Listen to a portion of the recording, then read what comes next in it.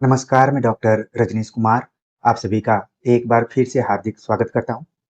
प्रिय विद्यार्थियों, आज के वीडियो लेक्चर में हम चर्चा करेंगे कि यदि आप यूपीएलटी शिक्षक भर्ती 2025 की तैयारी कर रहे हैं और आपको लग रहा है कि प्रारंभिक परीक्षा को हम पास कर लेंगे, क्वालिफाई कर लेंगे और हिंदी से मुख्य परीक्षा देने के लिए हम तैयार हैं।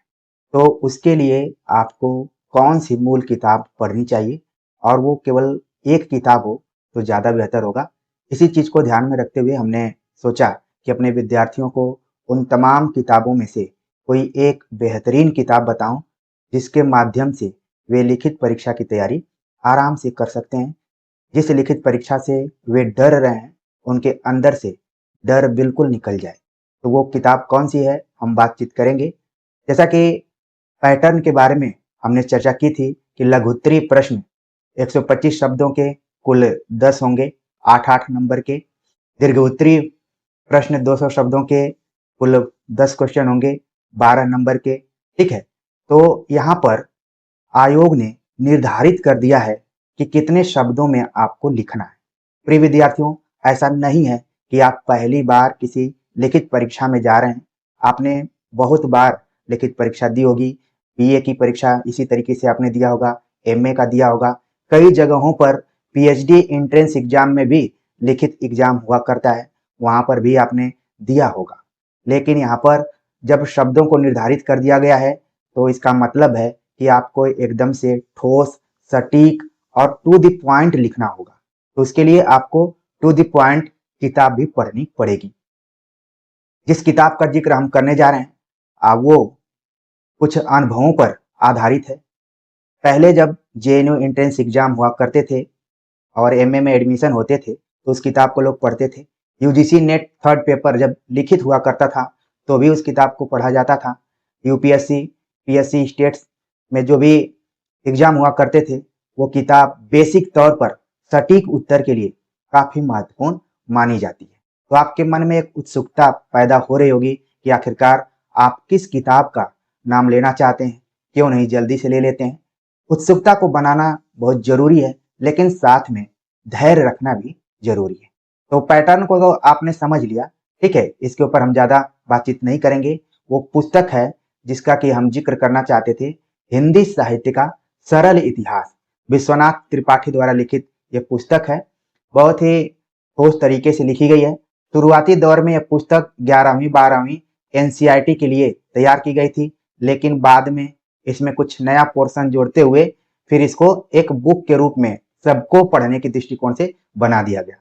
आप देख रहे हैं कि इस किताब के नाम में ही लगा हुआ है हिंदी साहित्य का सरल इतिहास, और ये वो किताब है जब विद्यार्थियों का बेस तैयार न हो उस दृष्टिकोण से इसको पढ़ा जाता है। अब समय आ गया है कि जब आपको 125 शब्द 200 शब्दों के एग्जाम में बैठना पड़े तो ठोस ठोस चीजें क्या लिखी जाए।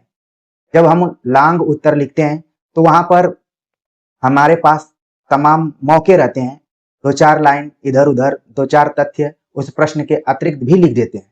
लेकिन यह एक ऐसा एग्जाम है जिसमें कि आपको ठोस लिखना है। तो इस किताब को आप खरीद कर पढ़िए, और इसके नमूने के तौर पर मैं आपको कुछ पीडीएफ पेज दिखाता हूँ।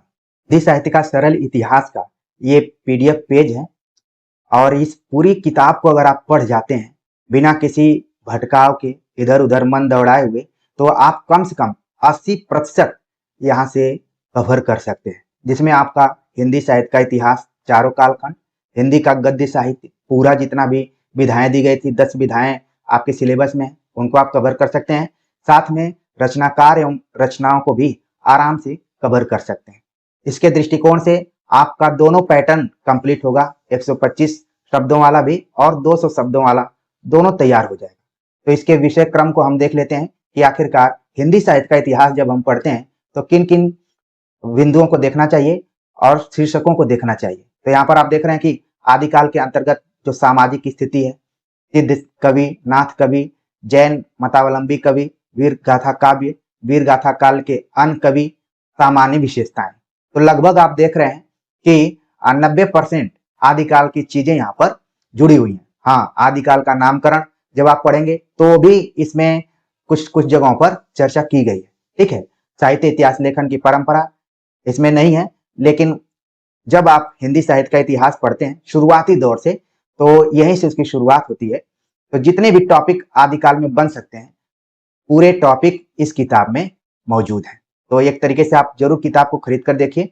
अगर जिन विद्यार्थियों के पास होगा, अब वो खोलकर भी देख सकते हैं कि आप कितना सही बता रहे हैं, हम कितना सही आप सभी को बता रहे हैं, उसको देख सकते हैं। ठीक है, भक्ति काल के अंतर्गत आप देखते हैं कि भक्ति काल के उदय का सामाजिक आधार क्या रहा है, उसको लेकर सवाल पूछे जाते रहे। भक्ति की धाराएं, विभिन्न संप्रदाय, सूफी साधना, अन्य मत, भक्ति साहित्य के रूपात्मक स्रोत, निर्गुण काव्य, ज्ञानाश्रय शाखा, प्रेमाश्रय शाखा, सूफी काव्य धारा, निर्गुण काव्य की सामान्य विशेषताएं, राम भक्ति धारा, कृष्ण भक्ति धारा, अन्य कृष्ण भक्ति कवि, कृष्ण भक्ति काव्य की विशेषताएं, हिंदी भक्ति काव्य की विशेषताएं। तो आप देख रहे हैं कि विशेषताओं के साथ साथ जितने भी कवि लगे हुए हैं, शाखाएं हैं, धाराएं हैं, उनको सटीक तौर पर इस किताब में लिखा गया है।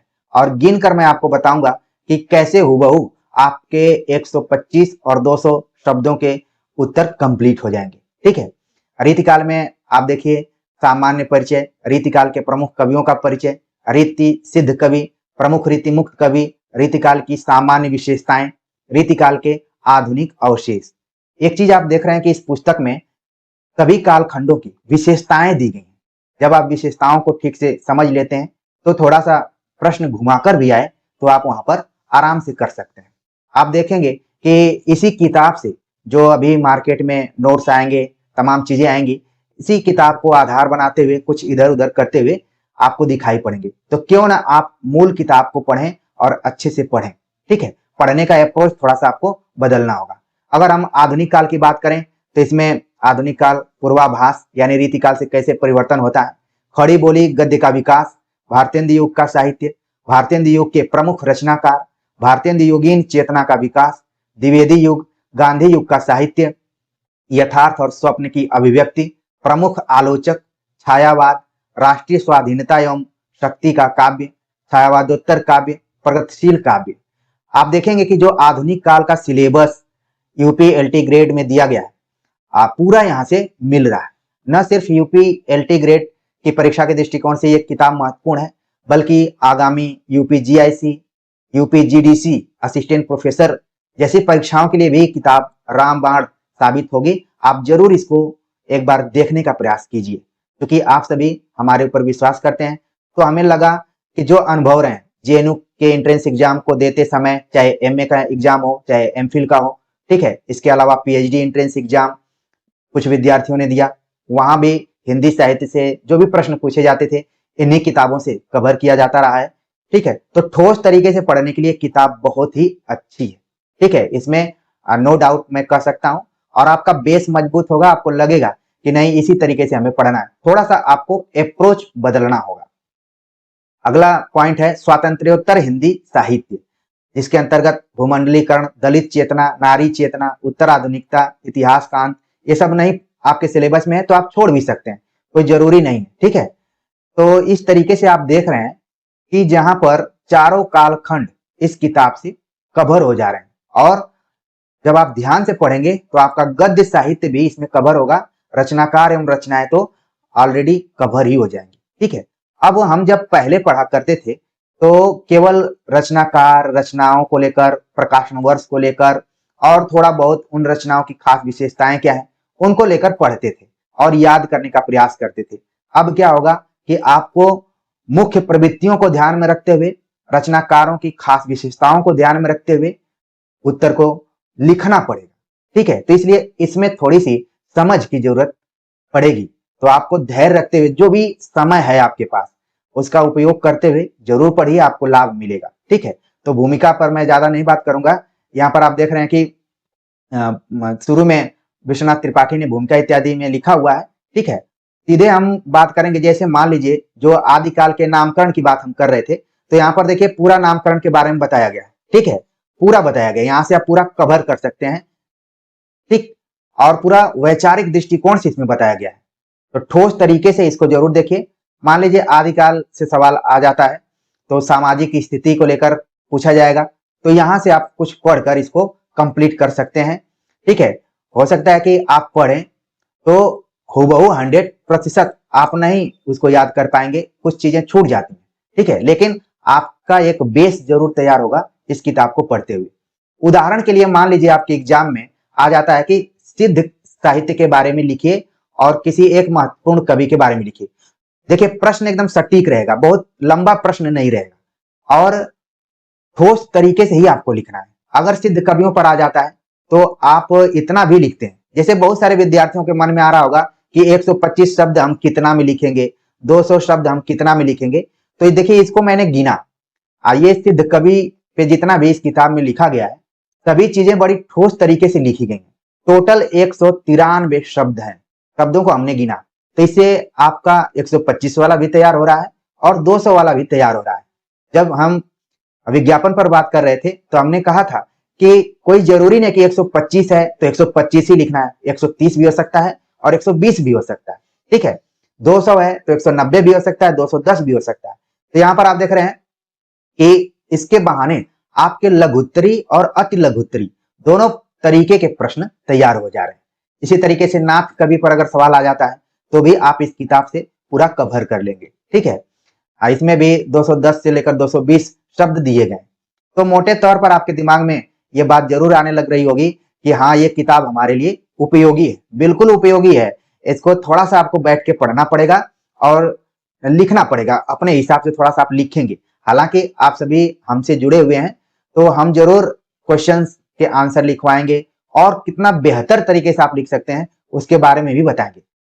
समय रहते हुए अपना आप बेस मजबूत करेंगे इस किताब को पढ़ते हुए। ठीक है, तो सभी चीजें इसमें दी गई हैं, एकदम से टॉपिक वाइज दी गई हैं और जितने शब्दों की जरूरत है उतने शब्दों की है। मान लीजिए विद्यापति पर सवाल आ जाए तो यहां से जितना भी आप ठोस तरीके से पढ़िए, विद्यापति पर आप आराम से लिख लेंगे। ठीक है, कोई आपको घबराहट नहीं होगी। आमिर खुसरो पर सवाल आ जाता है तो भी आप कर लेंगे। जितना इसमें दिया गया है अगर उसको आप तैयार कर लेते हैं तो आपका 125 से लेकर 200 प्रश्न, 200 शब्दों के प्रश्न तैयार हो जाएंगे, कोई दिक्कत नहीं है। आदिकाल की सामान्य विशेषताएं यहाँ पर दी गई हैं। ठीक है, तो इसको लेकर आप आराम से पढ़ सकते हैं, पूरा दिया हुआ है। ठीक है, इसको आप चाहें तो हेडिंग वाइज भी बता सकते हैं। ठीक, अगर मान लीजिए हम बात करें भक्ति के उदय का सामाजिक आधार क्या रहा है तो पूरा इसमें डिस्कस किया गया है। ठीक है, उसके हिसाब से आपको लिखना है। जितने भी इसमें आलोचक रहे हैं उनका क्या मंतव्य रहा है पूरा इसमें दिया गया है। साथ में आप देख रहे हैं कि जो भक्ति की धाराएं रही हैं, विभिन्न संप्रदाय रहे हैं, उनके बारे में पूरा डिस्कस किया गया है। छोटे छोटे आप देख रहे हैं हेडिंग देके, श्री संप्रदाय। ठीक है, इसके बाद आप देख रहे हैं कि ब्रह्म संप्रदाय, रुद्र संप्रदाय, संकादिक संप्रदाय। ऑब्जेक्टिव पढ़ते हुए इन संप्रदायों को आपने जरूर पढ़ा होगा, लेकिन थोड़ा लिखना है तो आपको अभ्यास करना पड़ेगा। सूफी साधना, क्योंकि ये ऐसी किताब है कि अगर आप एक बार बढ़िया से इसको पढ़ लेते हैं, ऑब्जेक्टिव दृष्टिकोण से नहीं, सब्जेक्टिव तौर पर जो मेन विशेषताएं, जो मेन तथ्य है उनको नोट कर लीजिए कि जब लिखने की बारी आए तो ये वाला तथ्य हम मिस नहीं करें, इसको जरूर लिखें। क्योंकि लिखित परीक्षा में आप कितना भी याद करके जाइए, पुराना जो अध्ययन रहता है, कुछ हो सकता है कि बीए एमए के दौरान जो आपने पढ़ा होगा वो अब बहुत काम में आ सकते हैं। ठीक है, इसी तरीके से आपको पढ़ना है। आगे ऐसे सब दिया गया है। जैसे मान लीजिए आ गया कि निर्गुण काव्य के अंतर्गत ज्ञानाश्रय शाखा के बारे में लिखिए, तो जितना चीज यहाँ पर दिया गया इसको भी मैंने गिना तो कुल 111 शब्द है इसमें। ठीक है, तो इतना भी आप लिख देते हैं तो भी आपका अच्छा आंसर हो सकता है। ठीक है, तो अब तो शब्दों को लेकर आप बिल्कुल नहीं परेशान होंगे। अगर किसी कवि विशेष पर प्रश्न आ जाता है तो उसको भी आप कर सकते हैं। कबीर पे आ गया मान लीजिए, या फिर यहाँ पर रैदास पे आ गया, या फिर किसी पर आ गया, दादू दयाल पर आ गया, गुरु नानक पर आ गया। ठीक है, क्योंकि जो सिलेबस दिया गया है उसमें कुछ इंडिकेट नहीं किया गया कि कहाँ से सवाल मतलब पूछा जाए। टेक्स्ट तो बिल्कुल नहीं लगा है, पूरा हिंदी साहित्य का इतिहास लगा है, गद्य साहित्य लगा है, व्याकरण का पोर्शन है। ठीक है, रस छंद अलंकार के पोर्शन है। तो सवाल 20 रहेंगे, उन्हीं में से आपको करना है। ठीक, मान लीजिए प्रेमाश्रयी शाखा या सूफी काव्य धारा के बारे में पूछ लिया जाए तो इसके माध्यम से आप अच्छे से कंप्लीट कर सकते हैं। ठीक है, तो हमें लगा कि इस किताब के बारे में आप सभी से चर्चा करूं।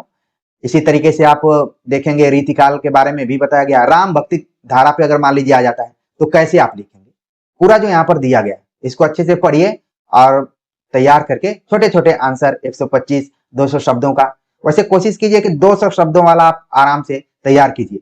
फिर वो अगर तैयार हो जाता है तो 125 वाला आप कर लेंगे। ठीक है ना, और ध्यान रखिए कि 10-20 शब्द इधर उधर हो सकता है, उसमें कोई दिक्कत नहीं है, ठीक है ना। तो बहुत सारे विद्यार्थी डर रहे थे कि लिखित होगा तो क्या होगा। आप देखेंगे कि यूपीएससी का एग्जाम भी लिखित होता है, ठीक है, यूपी पीसीएस मेंस भी लिखित होता है, तमाम एग्जाम है जिसमें कि लिखित परीक्षाएं होती हैं। और जाहिर सी बात है कि आप इस प्रोफेशन में जा रहे हैं, पढ़ाने जा रहे हैं, तो लिखित एग्जाम होना चाहिए, ठीक है। भले हम लोगों की आदत छूट गई है ऑब्जेक्टिव पढ़ते पढ़ते, एक तरफ आपका ऑब्जेक्टिव हो रहा है, जो पहला चरण है प्रारंभिक परीक्षा, उसमें तो ऑब्जेक्टिव प्रश्न रहेंगे, लेकिन एक सब्जेक्टिव जरूर होना चाहिए। कुछ विद्यार्थियों ने मैं अखबार में पढ़ रहा था कि लिखा गया था कि कैसे कॉपी चेक होगी, तो उसमें बताया गया कि अगर 35% या 40% जो अंक हासिल करते हैं वो उत्तीर्ण माने जाएंगे, फिर जितने लोग आएंगे उनकी कॉपी चेक होगी उसके हिसाब से, ठीक है। थोड़ा सा वक्त लगेगा इसमें, लेकिन पढ़ने वाले और लिखने वाले विद्यार्थियों के लिए ये बहुत ही सुनहरा अवसर है। इसको मतलब क्रिटिसाइज नहीं करना चाहिए, क्योंकि आप एकेडमिक में जा रहे हैं तो एक बार आपकी अभिव्यक्ति क्षमता को जानना जरूरी है। हालांकि भ्रष्टाचार तो आप देखेंगे कि एमसीक्यू पैटर्न वाले में भी है, वस्तुनिष्ठ वाले में भी है, तो इसके ऊपर हम बहुत नहीं जाएंगे, ठीक है। तो देखिए ये किताब काफी बेहतरीन है, हर एंगल से है, जो मेन रचनाकार हैं सबके दृष्टिकोण से इसको कवर किया गया है इसमें, ठीक है। आधुनिक काल पे हम एक बार आप सभी के दृष्टिकोण को या नजर को ले जाना चाहेंगे कि आप थोड़ा सा संतुष्ट हो जाएं कि सर आधुनिक काल में जो गद्य विधाएं हैं उनको हम कैसे कवर कर लेंगे, ठीक है। तो पूरा दिया गया है इसमें, आप लोगों के पास ये किताब होगी भी, और चाहूंगा कि इस पीडीएफ को मैं टेलीग्राम में डाल दूं। अगर नहीं खरीद पा रहे हैं तो टेलीग्राम से आप आराम से इसको पढ़ सकते हैं। आधुनिक काल जैसे आ गया तो खड़ी बोली गद्य का विकास कैसे हुआ, ठीक है, इसी में फोर्ट विलियम कॉलेज इत्यादि की भी चर्चा हो जाएगी, ठीक है। मुंशी सदा सुखलाल नियाज या फिर लल्लू लाल, इन लोगों के बारे में, इंशाअल्लाह खां, ठीक है, सदल मिश्र, इन लोगों के बारे में आएगा। तो जितना दिया गया है उतना भी अगर आप तैयार कर लेते हैं और कुछ अपने अनुभवों से जोड़ते हुए आराम से आप लिख सकते हैं, ठीक है। घबराने की बिल्कुल जरूरत नहीं है। ये लिखित परीक्षा के लिए आपको मेंटली सकारात्मक रूप में तैयार होकर जाना चाहिए, मेरे हिसाब से तो यही सही है। बाकी आप लोग समझिए कि क्या सही होना चाहिए। एज ए टीचर मैं तो चाहूंगा कि प्रारंभिक परीक्षा में आपका ऑब्जेक्टिव चेक हो जा रहा है, और जो द्वितीय चरण है, क्योंकि इसमें इंटरव्यू नहीं है, तो ये बड़ा ही सुनहरा अवसर है। जो अच्छे से लिखेगा अब वो इसमें बढ़त बना सकता है। देखिए यहाँ पर निबंध के बारे में, जो गद्य विधाओं की बात की गई, पूरा निबंध के बारे में यहाँ पर बताया गया है। नाटक है, उपन्यास है, ठीक है, सबके बारे में है। यहाँ पर कहानी के बारे में है, आलोचना के बारे में है, ठीक है। इसके बाद आप देखेंगे कि जो प्रमुख रचनाकार हैं उनके बारे में है। तो कोई ऐसा पोर्शन नहीं है जो कि इससे छूट पाए या फिर अछूता रह जाए। अच्छे से इसको कलेक्शन किया गया है, और युग वाइज इसमें है सब, ठीक है। तो आप चाहें तो इसको पढ़ सकते हैं। मेरे हिसाब से लिखित परीक्षा के दृष्टिकोण से ये किताब बहुत ही अच्छी है, आपको इधर उधर भटकने की जरूरत नहीं है। बाकी ज्यादा जानकारी के लिए हमने हिंदी साहित्य का दूसरा इतिहास के अंतर्गत बच्चन सिंह का पूरा पढ़ा दिया है गद्य विधाओं के अंतर्गत, उसको जरूर आप जाकर देखिए, प्लेलिस्ट बनी हुई है। और अच्छा से लिखना चाहते हैं तो जो वस्तुनिष्ठ संकलन हमने लिखी हुई है उसमें आचार्य रामचंद्र शुक्ल के जो कथन है आदिकाल से लेकर छायावाद उत्तर तक, उन कथनों को, महत्वपूर्ण कथनों को, महत्वपूर्ण कवियों या लेखकों के बारे में जो भी कथन रहे हैं, रचनाओं के बारे में कथन रहे हैं, उनको जरूर एक बार आप इंडिकेट कर लीजिए। वो किताब भले ऑब्जेक्टिव रूप में है, लेकिन लिखित परीक्षा में अगर आप रामचंद्र शुक्ल के कथनों का प्रयोग करते हैं तो जाहिर सी बात है कि आपका उत्तर बहुत ही प्रभावी होगा, और चेक करने वाला भी सोचेगा कि इसने मूल किताब को पढ़ा हुआ है। पढ़ने के लिए तो आप इधर उधर के नोट्स को पढ़ सकते हैं, कोई दिक्कत नहीं है, लेकिन फिर आपका उत्तर हल्का होगा, ठीक है, प्रभावशाली नहीं होगा। और चूंकि 125-200 शब्दों को ही लिखना है तो ठोस लिखिए, ठीक है। तो इस हिसाब से उम्मीद है कि आप समझ पा रहे होंगे मेरी बात को कि मैं किस हिसाब से आपको बताना चाहता हूं मैं कि इतना ठोस आप लिखें, उसमें इधर उधर का ना लिखें। मुझे याद आता है कि हमने कबीर पर एक सवाल पूछा था अपने एमए के विद्यार्थियों को, तो जो रेगुलर क्लास करने आते थे, कबीर की सामाजिकता को लेकर, उनकी आधुनिक चेतना को लेकर, तो एक विद्यार्थी ने लिखा, कबीर पढ़े लिखे नहीं थे, कबीर शिक्षित नहीं थे, कबीर अशिक्षित थे, कबीर ने कभी कलम नहीं छुआ था, कबीर को समझना मुश्किल ही नहीं नामुमकिन है। तो घुमाकर हो गया आपका 50 शब्द तो हो गया, लेकिन इसमें आपने लिखा क्या? कोई खास चीज नहीं लिखा, आपने भुलवाने का प्रयास किया। तो देखिए ये नौकरी वाला एग्जाम है, इसमें आप बुलवाएंगे तो जांचने वाला भी अच्छे से बुलवा देगा, फिर दिक्कत हो जाएगी। इसलिए ठोस चीज लिखिए। और अभी समय बचा हुआ है, हम जरूर प्रश्न वाइज, कालखंड प्रश्न वाइज आप सभी से चर्चा करेंगे। आप विश्वास बना के रखिए और आप भी स्वस्थ रहिए और कामना कीजिए कि हम भी स्वस्थ रहें और लगातार हम आप सभी से चर्चा करेंगे। तो प्रिय विद्यार्थियों, उम्मीद है कि इस किताब को आप लोग समझ गए होंगे कि जी सर जिसके बारे में आप बात कर रहे हैं वो किताब हम लोगों ने पहले खरीदी थी, लेकिन ऑब्जेक्टिव तौर पर ही इस किताब को हम पढ़ा करते थे, लेकिन अप्रोच को हमें बदलना पड़ेगा। अब हम इसको सब्जेक्टिव तौर पर पढ़ेंगे और अच्छे से लिखेंगे, जितना अच्छे से लिख सकते हैं। ठीक है, यही हमारे हाथ में है, इसको आपको करना है। ठीक है, और बाकी तो कुछ नहीं करना है। तमाम लोगों ने इस किताब से पढ़कर बहुत सफलताएं हासिल की हैं, आप भी उसमें से एक हो सकते हैं। ठीक है, और बाकी जो वस्तुनिष्ठ संकलन है, आचार्य रामचंद्र शुक्ल कृत हिंदी साहित्य का इतिहास वस्तुनिष्ठ संकलन, जो हमने लिखी हुई है, ठीक है, आधार तो पूरा आचार्य रामचंद्र शुक्ल का है, लेकिन शुक्ल के इतिहास ग्रंथ को आसानी से कैसे पढ़ें, तो पढ़ते हुए जहां आपका एमसीक्यू तैयार हो रहा होगा वहीं कथनों का जरूर प्रयोग कीजिए। कथन कथन आप ध्यान में रखिए कि सूरदास के बारे में रामचंद्र शुक्ल का क्या कथन है, तुलसीदास के बारे में क्या रहा है, या फिर मीराबाई के बारे में क्या रहा, कबीर के बारे में क्या रहा है। तो जब लॉन्ग आंसर आप लिखने जाएंगे तो उसमें 2-3 कोटेशन आप प्रश्न के मुताबिक वहां पर लिख सकते हैं, तो आपका उत्तर क्या होगा, बहुत ही प्रभावशाली होगा। तो उम्मीद है कि आप समझ गए होंगे कि हाँ ये किताब हमारे लिए अच्छी है। ऐसा नहीं है कि इस किताब को लेकर हमें कुछ मिला हुआ है, ऐसा कुछ नहीं है, लेकिन जो अनुभव रहा है उस अनुभव के आधार पर हमारा ये दायित्व है, हमारा ये कर्तव्य है कि आप सभी को बताऊं। ठीक है, तो वही हमने यहाँ पर किया हुआ है। आप लोग अच्छे से समझ गए होंगे। आज के वीडियो लेक्चर को लेकर आप सभी के कमेंट्स का हमें इंतजार रहेगा कि आप लोग इस किताब को पढ़ना शुरू कर चुके हैं या फिर पहले से खरीदे हुए थे, इसको साइड में रखे थे, अब निकाल कर उसको बढ़िया से पोंछ कर पढ़ना शुरू कीजिए और लिखना शुरू कीजिए। ठीक है, तो अच्छा रहेगा, समय आपके पास है। और उम्मीद करूंगा कि इस चैनल से जितने भी विद्यार्थी जुड़े हुए हैं सभी प्रारंभिक परीक्षा को पास कर जाएंगे। जो सीरियस विद्यार्थी हैं, जो अतिथि नहीं है, जो कभी कभार आते हैं और फिर चले जाते हैं, वो नहीं, जिनको लगता है कि नहीं यहाँ से हमें बहुत चीजें पता चल रही हैं, हमें कुछ सीखने को मिल रहा है, और सबसे बड़ी बात है कि आपके अंदर कॉन्फिडेंस आ रहा है और आपके चेहरे पर चमक आ रही है। यही हमारी कोशिश है कि कॉन्फिडेंस आए, चेहरे पे चमक आए, फिर जब आप सफल हो तो मुस्कुराता हुआ आपका दांत भी दिखे। तो प्रिय विद्यार्थियों, जरूर कमेंट कीजिएगा। मिलते हैं एक नए टॉपिक के साथ, तब तक के लिए नमस्कार।